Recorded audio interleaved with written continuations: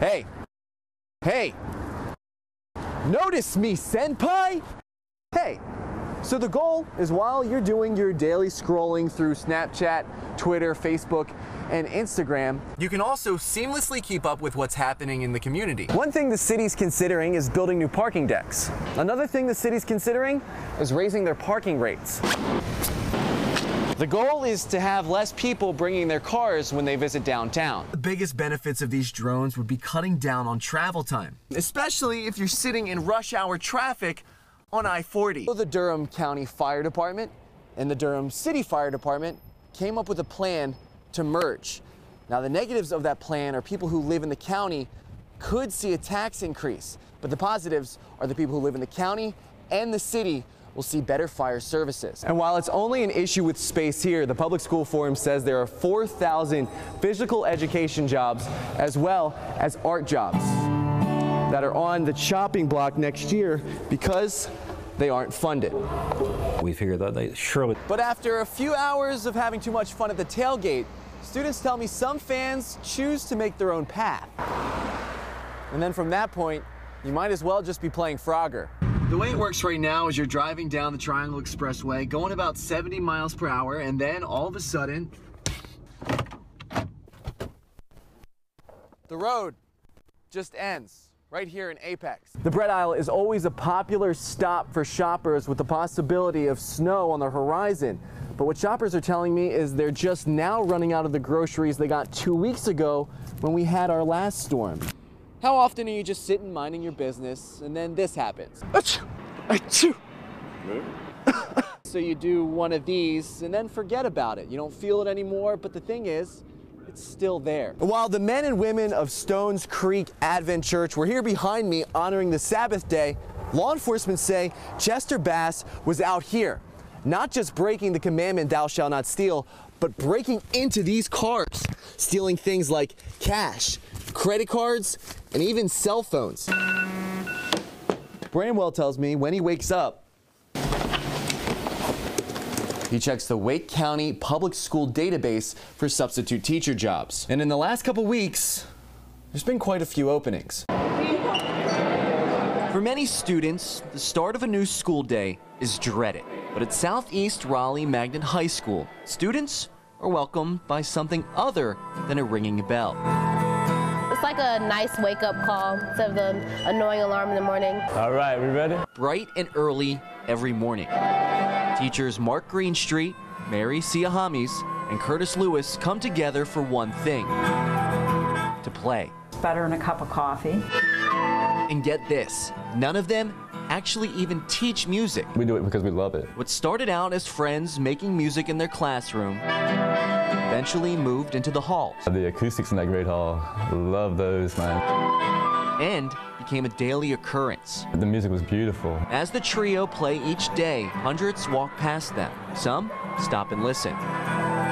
But most keep going. Regardless of the response, these teachers feel they are setting the right tone for the students. It sends the right message as far as we get together and we do something positive first thing in the day. The teachers tell me with how difficult it is to be a student these days. Sometimes you just need music. We're trying to make it better. We're trying to improve their psyche. Going strong for the last 8 months, these teachers have no plans to stop the music anytime soon. In Raleigh, AJ Janavel for CBS, North Carolina.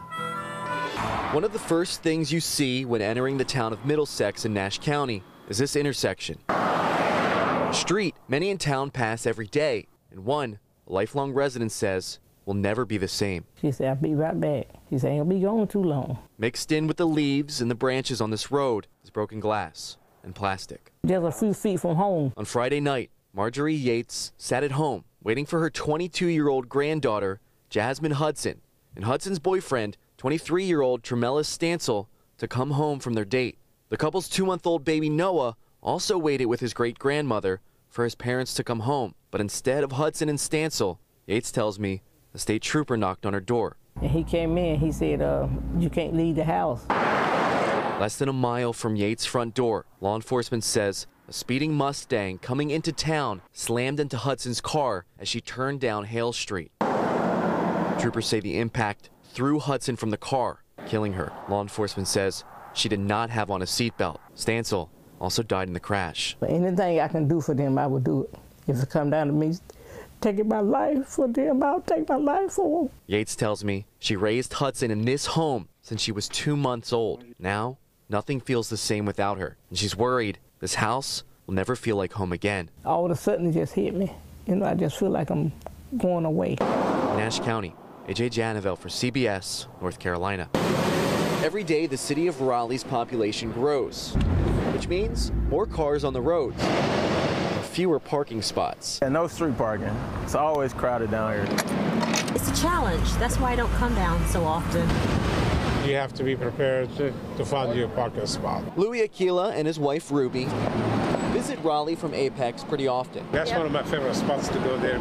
Aquila tells me this time they got so turned around finding parking, they ended up back on the highway. Raleigh City Council met Tuesday to try to figure out a way to fix these parking problems. One thing the city's considering is building new parking decks. It's been nearly 10 years since the city has seen a new parking deck. I learned the cost to build one would be in the millions. Another thing the city's considering is raising their parking rates. The goal is to have less people bringing their cars when they visit downtown. The city is also considering teaming up with private parking businesses. None of these ideas are set in stone, but city leaders say something needs to change, and people who live, work, and play in town agree. It's a crowded city, but it's a good city, you know what I'm saying? In Raleigh, AJ Janavel for CBS, North Carolina. Martin Luther King Jr. Boulevard is one of the busiest roads in Chapel Hill, surrounded by homes, businesses, and several bus stops. The speed limit is 35 miles per hour. Not everyone follows that. It is very busy. It's dangerous. So dangerous, Sunday night, 58-year-old James Keeter died at the intersection of Critz Road after a car hit him. I asked Town Council member Nancy Oates what, if anything, needs to change on Martin Luther King Jr. Boulevard. Is there a problem with this road? I don't know that it's a problem so much. I think that it was coincidence that the two fatalities happened so close together and on the same road. There are safety precautions already in place. Above the intersection where Keeter died is a street light. And 1 block down from the scene of the fatal crash, a crosswalk. Just press the button and wait, and then you cross. Throughout the day, dozens of students cross Martin Luther King Jr. Boulevard to catch the bus.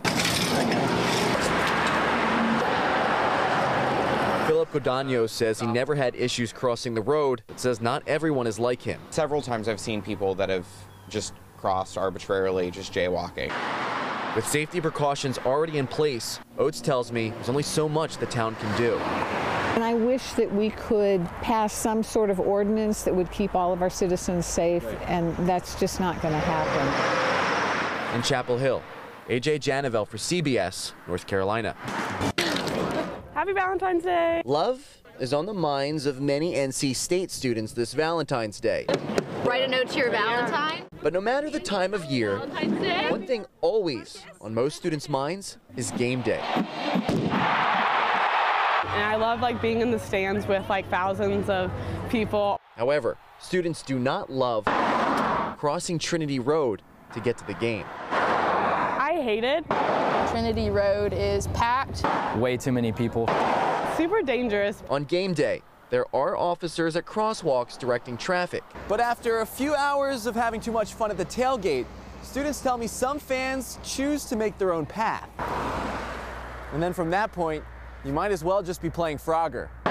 You just kind of have to trust that you're not going to get hit. NCDOT wants to guarantee you don't get hit. They plan to do that with a $4.3 million pedestrian tunnel under Trinity Road. DOT officials say the tunnel will not only keep students safer, but help traffic flow. And students tell me they can't wait to use it when the tunnel opens this fall. I'll be the first one to go under. That'll be me.